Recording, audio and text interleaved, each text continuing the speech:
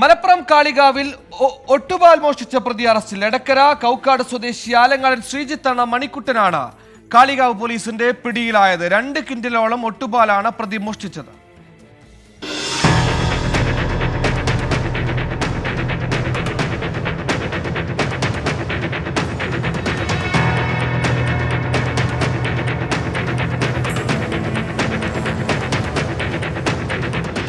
വീട് നിർമ്മാണ സാമഗ്രികൾ വിൽപ്പന നടത്തുന്ന വണ്ടൂർ അമ്പലപ്പടിയിലെ സ്വകാര്യ സ്ഥാപനത്തിലെ ഡ്രൈവറാണ് മണിക്കുട്ടൻ.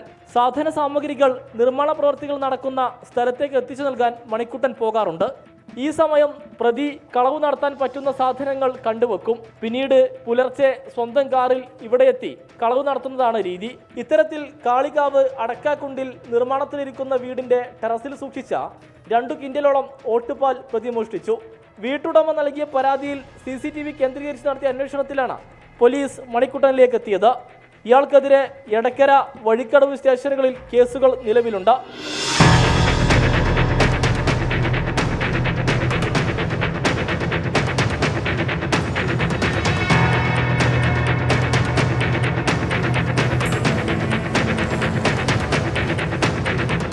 പ്രതിയെ മഞ്ചേരി കോടതിയിൽ ഹാജരാക്കി റിമാൻഡ് ചെയ്തു.